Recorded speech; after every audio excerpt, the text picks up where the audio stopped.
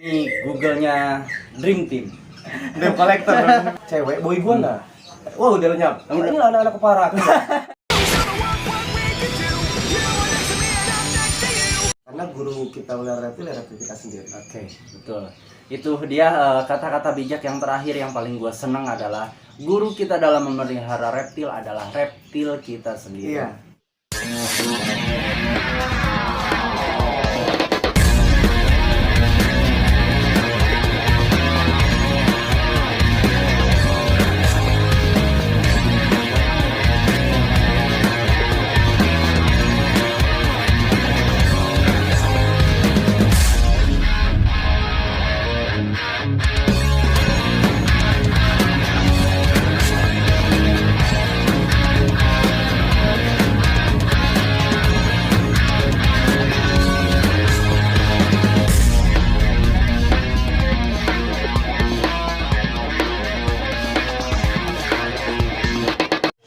Arbi Reptil.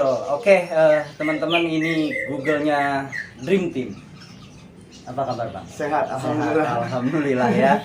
Jadi hari ini kita dapat kesempatan nih buat silaturahmi dan banyak belajar ke Google-nya Dream Team yang satu ini karena dia sibuk banget, teman-teman, sibuk kemana-mana. Sibuk kemana-mana nyari burung. Dream Collector. sibuk nyari sesuatu lah pokoknya mah. Dan oke, Bang, gua mulai ya. Dari kapan sih suka reptil? Gua suka reptil itu tahun 94. Umur 5 tahun berarti. Oke. Gua lahiran 89. Lu lahiran 89. Dan lu suka reptil dari umur 5 tahun. Iya, pokoknya dulu itu kata nyokap, kata bokap ya, karena gua lupa ingat gitu. Kalau bukan reptil sebenarnya, bukan cuma reptil. Jadi kalau gua nggak ditinggalin binatang, nyokap bokap kerja itu gua nangis. Jadi wajib ditinggalin binatang, mau kalajengking, mau luwek kaki seribu, gitu kan, mau ikan sisik benyik, itu gapi, itu pokoknya wajib ada binatang. Iya, repot ya jadi orang tuanya.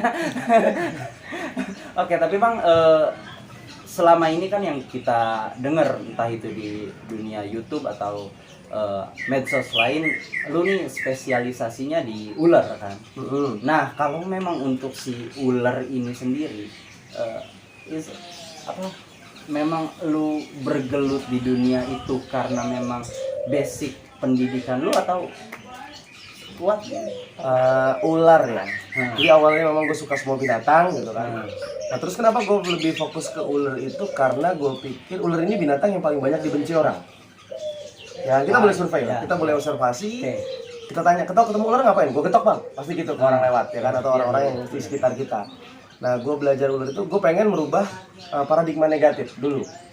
Ya yang pertama tentang apa itu ular itu kepada seluruh khalayak di Indonesia lah gitu ya. Karena kenapa Indonesia sendiri tuh nggak bisa seperti luar negeri yang sangat menghormati reptil, khususnya ular gitu kan. Nah di situ gue belajar sendiri awalnya, belajar sendiri. Jadi gue tuh dulu pengen banget jadi dokter hewan. Gue nggak tahu kalau IPB itu ada jurusan kedokteran hewan dulu. Akhirnya gue sekolah seperti biasa, tetap suka nangkepin ular dari kecil ya. Jadi lu ke hutan-hutan kayak gitu? Iya, karena kan dulu sini juga dekat rumah masih banyak kebun ya. Kebun sih, bukan hutan sih. Leweng lah, leweng. Ya, terus gue ketemu SD kelas 1 gue pulang bawa kobra. Nemu kobra, gue jadi contoh ya adik-adik. Ya jangan dicontoh ya, anak-anak SD ya kalau nemu kobra kalian lari. Jadi itu gue bawa pulang, diomelin gue di rumah. Gue kandangin ada 2 hari, makan cicak gue lepas. Jadi gitu doang. Kandangin, bosen lepas. Dan lu lepas di rumah lagi? Nggak jauh dari tempat gue dapat, bisa di bawah gitu. Nggak terlalu jauh dari rumah, memang masih banyak kebun dulu. Akhirnya gitu bosen, nanti nemu lagi kadal apa, bosen nemu lagi gitu kan. Sampai gue pernah ngambek pengen musang dulu zaman gue SD sama nyokap gitu, karena ngeliat musang di kebun raya Bogor dulu. Gitu kan, akhirnya kebeli. Terus sempet juga nih teman-teman, maaf gue pernah miara kukang, tapi itu sekitar tahun 90-an lah ya. Nah itu sangat-sangat dilindungi soalnya. Sekarang jangan tidak boleh miara kukang ya, itu tahun 15 tahun lalu lah itu malu-malu ya. Nah terus itu malu-malu itu lepas juga atau kemana, kabur dari kandang. Nah terus akhirnya gue masuk kuliah di Universitas Negeri di Jakarta Timur. Dan gue ternyata masuknya malah fakultas keguruan. Nyambung agak tuh. Iya jauh lah bro. Gimana? Guru. Makanya gue juga bingung dari tadi. Nyambungnya adalah bagaimana aku bisa menyampaikan dengan baik dan benar. Oke, edukasinya ini lah. Bisa aja ngeles ya.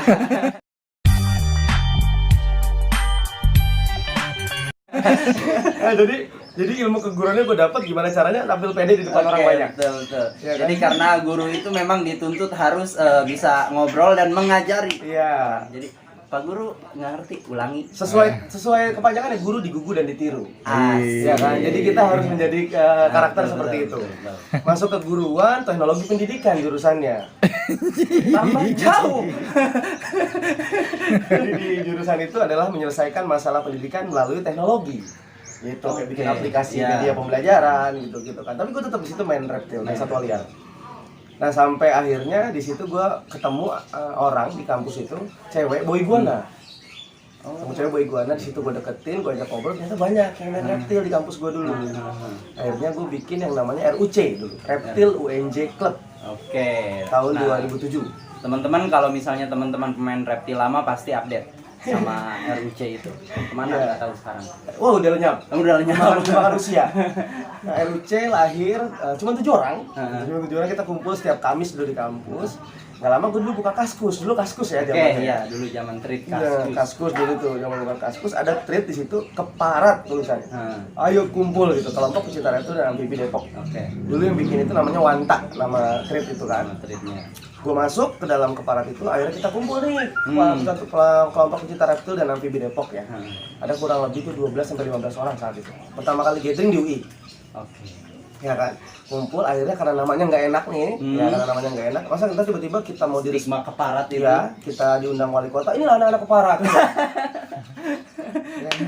Akhirnya keparat dulu. Kalian keparat gitu. Ya, ini anak keparat, kan nggak enak kan. Akhirnya keparat kita rubah di namanya jadi DRIC dulu. Oh, dari. Depok Reptil Amfibi Community. Oke.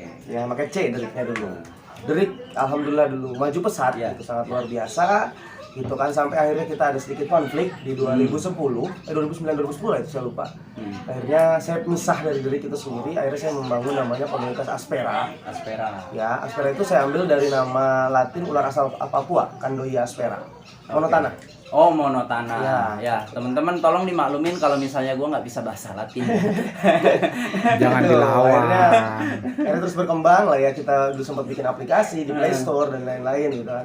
Dan Maret 2018 atau 2017 saya lupa, saya dipecat dari Aspera, diberhentikan ya. Saya juga Tapi tidak- padahal lu pendirinya. iya, gua founder. Salah satu foundernya. Ya, gue founder. Nah, sampai saat ini pun saya tidak pernah bertanya lagi kenapa gitu, karena memang saya tidak mau ada konflik dengan teman-teman lama. Tuh. Gitu, saya terima, saya titip Aspera ke mereka. Oke. Gitu. Dan masih jalan sampai saat ini. Sepertinya masih jalan, gitu kan. Saya juga nggak kepo sih sebenarnya. Cuman yang jelas karena Sombong. karena Aspera itu saya yang lahirkan, jadi saya titip ke anak-anak, tetap saya sayang Aspera. Oke. Sayang ya. Ya, jadi Asperanya ya. Asperanya ya. Asperanya. Lu Kalau orang-orangnya tuh banyak soalnya. Nah, sampai akhirnya gue iseng ngonten kurang lebih itu 2 tahun lalu ya kalau nggak salah. Iya. Iseng mulai konten belum serius gitu kan, mulai ngerekam apaan jalan-jalan gue ke Bukit Alisano di Bogor, terus gue ngeliat kodok lagi makan cicak, gue rekamnya dulu iseng gitu kan, gue upload. Nah, sampai akhirnya ketemu Panji. Panji bilang, Panji teman lama ya, tapi di situ Panji bilang, Bi, fokusin lah YouTube. Oke. Sampai akhirnya didongkrak sama Panji di 2000 Subscriber awal. Oke. Itu gua nge-vlog pertama kali sama Panji collab itu di Niko, Exxon. Oh, di Exxoni. Kalau Bang Niko, thank you. Naik Niko pokoknya gua gangguin kali. Pokoknya gua sampai ke sini tuh gara-gara Bang Niko ya. Tapi dia belum mau kita racunin YouTube. Oh, belum ngomong. Belum mau sampai sekarang. Oke, lanjut Bang. Ya itu cerita sedikit lah ya tentang kalau untuk Tentang basic ya. basic perjalanan hidup seorang arbi reptil. Oke.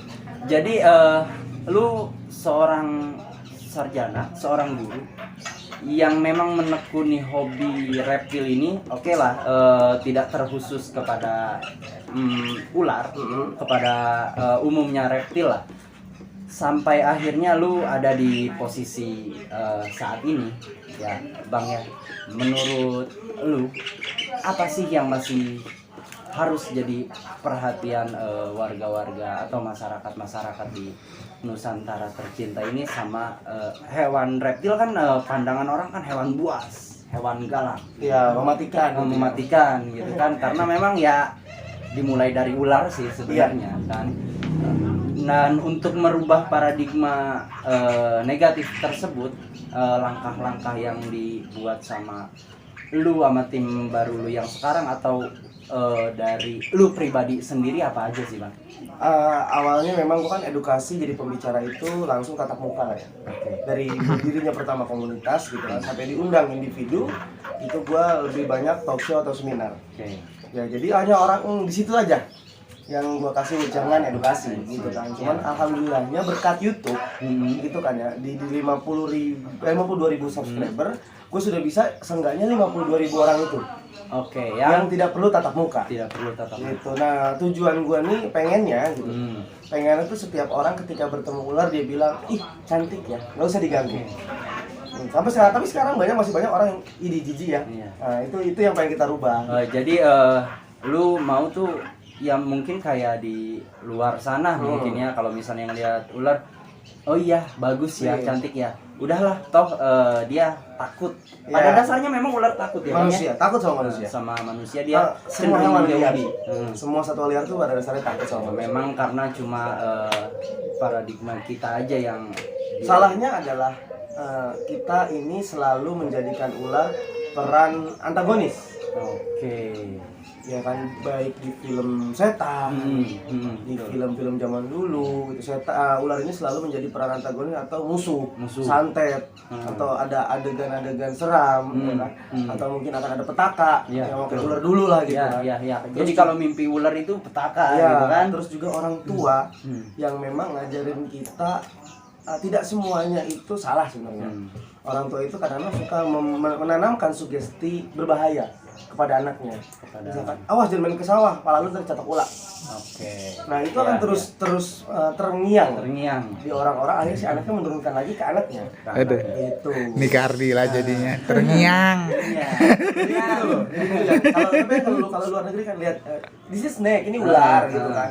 Dia adalah hewan yang harus kita jaga karena salah satu rantai makanan Oke. yang tidak boleh terputus. Kalau luar negeri seperti itu.